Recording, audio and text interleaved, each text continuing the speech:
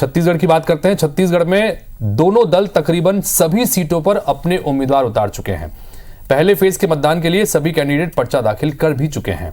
मुकाबले की तस्वीर साफ है देश, दावों के दौर भी चल पड़े हैं और साथ में एक सवाल भी दिन भर चला। क्या टिकट बंटवारे में दलों के भीतर अपनों के खिलाफ निपटाने वाली कोई घेराबंदी की गई? आखिर कौन किसकी घेराबंदी कर रहा है, कौन किस पर भारी पड़ा है, ये रिपोर्ट देखिए। जहां एक तरफ अरुण साव घिरे हुए हैं तो दूसरी तरफ रमन सिंह घिरे हुए हैं और तीसरे तरफ बृजमोहन अग्रवाल बुरी तरह से घिर गया है। देखिए, महंत राम सुंदर दास जी पहले भी 2 बार विधायक अलग अलग विधानसभा से रहे हैं।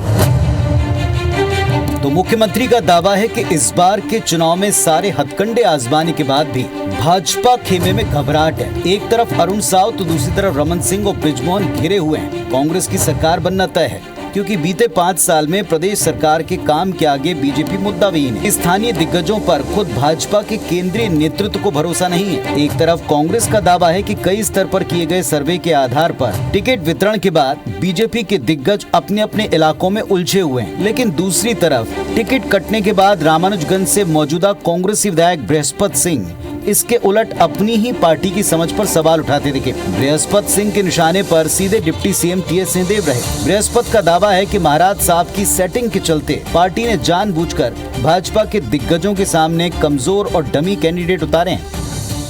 पहला बार ऐसा हुआ जो भारतीय जनता पार्टी और कांग्रेस के नेताओं के बीच समझौता हुआ। आदरणीय टीएस सिंहदेव साहब जो डिप्टी सीएम है, उनके खिलाफ डमी कैंडिडेट देने का तय किया है, ताकि माननीय नेताम जी आसानी से जीत कर आ सकें और माननीय डिप्टी सीएम टीएस सिंहदेव भी आसानी से चुनाव जीत कर आ सकें।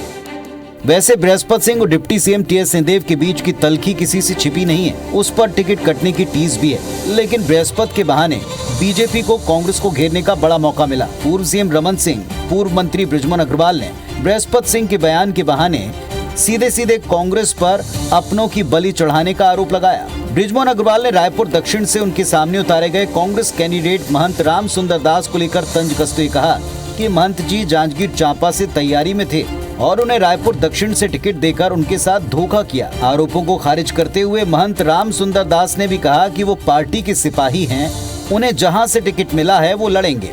महंत जी को वो तो चुनाव लड़ना नहीं चाहते थे, कांग्रेस ने उनको बलि का बकरा बनाया है, उनके साथ में अन्याय किया है। ना जय है ना वीरू है, ये तो रंगे सियार है। कांग्रेस धर्म से जुड़े लोगों के साथ अन्याय नहीं करती है, बल्कि कांग्रेस धर्म को आगे बढ़ाने के लिए और जो धर्म के प्रति चलते हैं उनके संरक्षण संवर्धन की काम करती है। मेरे लिए कहीं कोई चुनौती नहीं है। वैसे कौन किसे घेर रहा है, इसको लेकर दावों का शोर अभी थमा नहीं है। दोनों पक्षों की तरफ से दावे जारी हैं। पहले मेरे खिलाफ क्या अफवाह फैला है कि दूसरा सीट खोज रहे हैं, और इस समय तो पाटन में पिछले समय तो कार्यकर्ता लड़े थे, मैं तो नामांकन भर रहा था। इस समय तो किसान, युवा, महिला, वो सब लोग चुनाव लड़ रहे हैं। भूपेश बघेल जी स्वयं घिरा गए और पाटन की जनता ने ठान लिया है, पाटन का नतीजा जीतेगा भतीजा।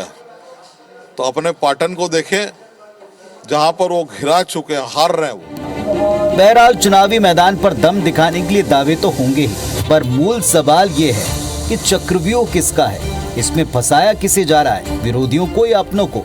आखिर कौन किसे घेर रहा है? Bureau report, IBC 24।